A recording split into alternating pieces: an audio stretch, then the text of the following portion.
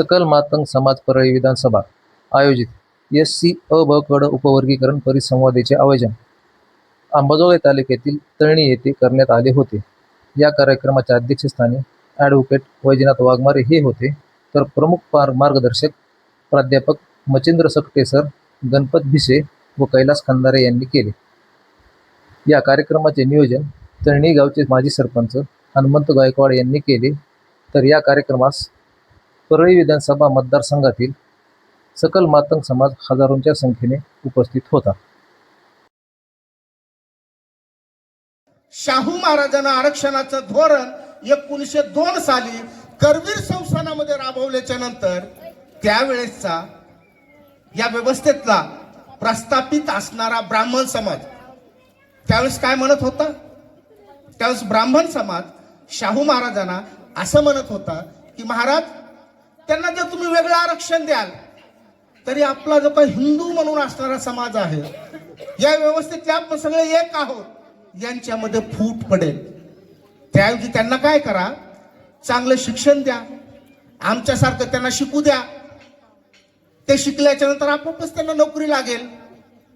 हे कधी 1902 साली सांगितलं जात होतं. म्हणजे 1902 ते 2026 इतक्या वर्षाच्या नंतर शाहू महाराजाकडे जाऊन आरक्षण देऊ नका म्हणणारा ब्राह्मण समाज आणि 2026 ला वर्गीकरण देऊ नका म्हणणारा डॉक्टर सुखदेव थोरात, हे दोन्ही ब्राह्मणच आहेत का नाहीत? म्हणजे इतक्या वर्षाच्या नंतरही जर सुखदेव थोरातांची मानसिकता तीच राहणार असेल, जी पूर्वापार चालत आलेली जी पारंपरिक मानसिकता या ठिकाणच्या ब्राह्मण व्यवस्थेची आहे, तीच जर डॉक्टर सुखदेव थोरातांची मानसिकता राहणार असेल तर तुमच्यामध्ये काय बदल झालेला आहे? तुमच्या मानसिकतेमध्ये काय फरक पडलेला आहे? आणि म्हणून वकील साहेब, हा जो लढा आहे, हा लढा फूट पाडण्याचा नाही, तर 59 जातीला आरक्षणाचं महत्व, आरक्षणाची संकल्पना समजून सांगण्याचं शिवधनुष्य या महाराष्ट्रातील मांगांनी उचललेला आहे. आणि काही जरी झालं तर ते धनुष्य खाली ठेवायचं नाही. हे धनुष्य खाली ठेवायचं नाही. मला माहित आहे की ज्यावेळेस कुठलीही क्रांती जन्म घेत असते, ज्यावेळेस कुठलाही विचार समोर येत असते, त्यावेळेस त्याला दगड मारले जातात, त्याला विटा मारल्या जातात, त्याच्या अंगावर चिखल आणि शेण फेकले जातं आणि नंतर मग त्याच पूजन या महाराष्ट्रामध्ये, या देशामध्ये होत असतं. हा महाराष्ट्राचा, या देशाचा इतिहास आहे. आणि म्हणून ज्या फुल्यांना, ज्या सावित्रीमाईंना या देशातील हुशार लोकांनी चिखल मारले, त्यांच्या अंगावर शेण फेकलं, त्या काय करत होत्या तर या मांगा महाराजांच्या लेकींना शिक्षण देत होत्या. म्हणजे त्या पाप करत होत्या, म्हणून त्यांच्या अंगावर चिखल आणि शेण मारलं. त्या सावित्रीबाईंना हे भोगावं लागलेलं आहे, त्या महात्मा फुलेंना भोगावं लागलेलं आहे, त्या क्रांतीवीर लहुजी साळव्यांना भोगावं लागलेलं आहे. आणि त्या भोगणाऱ्या त्या सगळ्या महापुरुषांचे आम्ही वारस आहोत, यांचा आम्हाला रास्ता अभिमान. आणि म्हणून आम्हाला माहित आहे की आज फूट म्हणून वर्गीकरण झाल्याच्या नंतर दलितांमध्ये फूट पडेल, आमची एकता भंग पावेल असं जरी म्हणत असले तर वर्गीकरण झाल्याच्या नंतर काय फूट पडणार आहे तो येणारा काळ सांगेल. परंतु यातून होऊन काय नुकसान होणार आहे? जर वर्गीकरण झालं, माय मावले हो, तुम्हाला हे सगळं कायदेशीर विषय असल्यामुळे तुम्हाला कळणार नाही.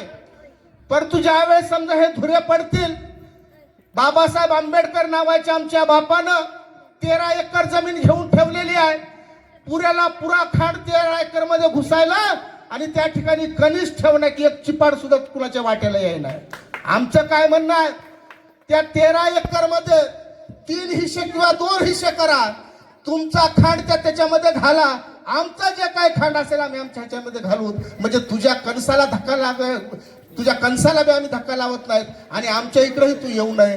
आणि असं जर बांध घातला, असं जर विभागणी झाली तर तुमचं नुकसान काय होणार आहे?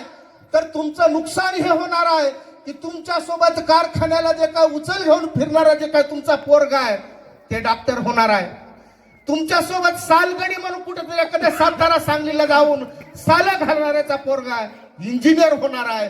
कारण दरवर्षी 1300 मेडिकल ऑफिसर केवळ MBBS या पदवी अंतर्गत 1300 डॉक्टर्स होतात महाराष्ट्रामध्ये. महात्मा ज्योतिबा फुलेंचे कुठल्या अर्थाने लहुजी वस्ताद गुरु होते? गंजपेठेमध्ये तालीम होती. पुण्याच्या गंजपेठेमध्ये तालीम होती. जेव्हा लहुजी वस्ताद हे तरुण होते तेव्हा ही मुलं कॉलेजला होती. लोकमान्य बाळ गंगाधर टिळक, महात्मा ज्योतिबा फुले आणि तत्सम लोक. लक्षात घ्या तरुणांनो, हे तुम्हाला सांगायचे त्यांना. ही तालमीत यायची गंजपेठेमध्ये, पुण्यामध्ये तालमीत यायची आणि तालमीसाठी बलदंड होण्यासाठी व्यायाम करायची. ऐकतोय चाललंय काय हे सगळ्याला सांगता आलं पाहिजे. आणि हे काय चाललंय हे मी तुम्हाला तुमच्या भाषेत सांगण्याचा प्रयत्न करणार आहे. महाराष्ट्रामध्ये मोठं भांडण सुरू झालेलं आहे आणि हे भांडण मागाचं महाराज चाललेलं आहे. का चाललंय? दोघांना बी कळत अशी परिस्थिती आहे. तुलनेमध्ये मातंग समाजाला हा विषय समजलेला आहे. ऍक्च्युली मातंग समाज भांडतोय सरकार बरोबर आणि महार समाज भांडतोय मांगा बरोबर. आणि इथं आपण का बसलोय की ह्यो आमच्या सगळं का भांडतोय हे एकदा त्याला सुद्धा विचारलं पाहिजे की बाबा तुझा आणि आमचा वाद काय आहे. माझ्या लहानपणापासून मी बघत होतो, गावात जनावर जर मेलं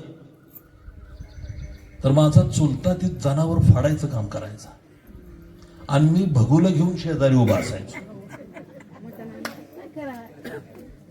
आणि माझ्या जोडीला महारावड्यातली ती माणसं बघून घेऊन उभा असायची. एक जनावर आमच्या दोन समाजाने मिळून खाल्लेली माणसं आहेत आपण. गावात कोणाचं लग्न असलं तर एका कोपऱ्यामध्ये महार समाज आणि तिथंच रागून मातंग समाज असायचा. दोघात कोणालाच लग्नात बसू देत नव्हती जेवायला. गावातली सगळी झाल्यानंतर उकरड्यावर आम्हा दोघाला पण बसायला देत होती. त्यांच्या आमच्या जगण्यात काय फारसा फरक नाही. मी बाबासाहेबांच्या काळातलं बोलत नाही, मी लहान असताना बघितलं हे सगळं. आणि त्याच्यामुळेच माझे महार समाजातले खूप मित्र आहेत. आज सुद्धा वकील झालेत, प्राध्यापक झाले, डॉक्टर झालेत, पण दोस्त आहेत आपले. आणि ते सुद्धा परेशान आहेत सध्या की हे काय चाललंय म्हणून. त्यामुळे जे जे महाराष्ट्रातले महार बांधव मातंग समाजाबरोबर या आरक्षणाच्या मुद्द्यावर भांडतायत त्यांना माझं एक सांगणं आहे, बाबांनो, हे भांडण तुमच्या बरोबर नाही. मला जे काय म्हणायचे ते मी महाराष्ट्र सरकारकडे म्हणेन आणि तुला काय म्हणायचं असलं तू सुद्धा सरकारकडे म्हण. माझ्या अडचणीला तू आजपर्यंत आलेला आहेस.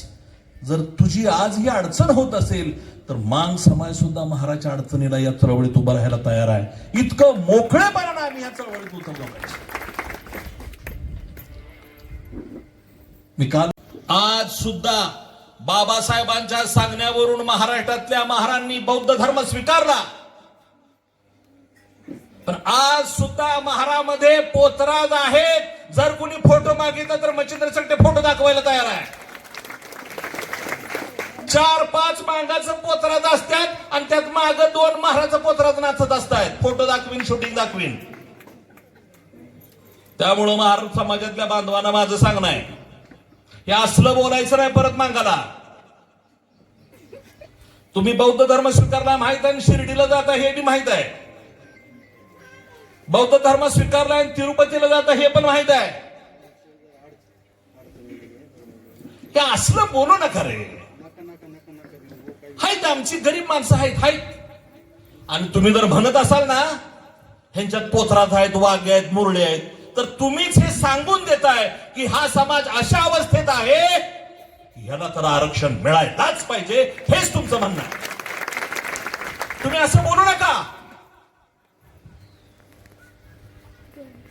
आम्ही आंबेडकरवादी नाही. या महाराष्ट्रामध्ये निळा झेंडा खांद्यावर घेणारा मातंग समाजातला पश्चिम महाराष्ट्रातला पहिला माणूस मच्छिंद्र सकटे आहे. मराठवाड्यात निळा झेंडा घेऊन चळवळीत बाबासाहेबांच्या विचारांचं काम करणारा एकनाथ आवाड हा पहिला माणूस आहे. आणि तुम्ही सांगताय आम्ही आंबेडकरवादी नाही. एकनाथ आवाडानं आमच्या बौद्ध धर्म स्वीकारला, मी नाही स्वीकारला आणि मी स्वीकारणार पण नाही. कुठलाच धर्म स्वीकारणार नाही. का? मी धर्माच्या पलीकडे गेलेला माणूस आहे. मला कुठल्याच धर्माची गरज नाही. आम्ही म्हणलो नाही, एखादं नाही म्हणायचं जय भीम म्हणत नाही, एखादं श्रीराम म्हणत असेल, तुम्ही जय भीम जय श्रीराम पण म्हणत असतील. काय श्रीराम आणि कृष्णाचं काय तुम्हाला वावडा रे? महाराष्ट्रामध्ये कालच्या कार्यक्रमानं आणि आजच्या तळणीच्या कार्यक्रमानं अत्यंत सुंदर, सुरेख आणि क्रांतिकारी संदेश इथल्या अनुसूचित जाती आरक्षण वर्गीकरणाच्या लढ्याला विरोध करणाऱ्यांना या कार्यक्रमाच्या माध्यमातून गेलेला आहे. त्याचं कारण असं आहे, जी मंडळी महाराष्ट्र सरकारवर धडक देणारी मंडळी आहे, अशी सगळी मंडळी आज काल आडस सारख्या गावामध्ये, आज तळणी सारख्या गावामध्ये, आणि जो समाज एकत्र येत नाही, एकत्र होत नाही असं म्हणणाऱ्यांच्या तोंडावर चपराक देण्याचं काम या दोन्ही कार्यक्रमानं आज या ठिकाणी केलेलं आहे.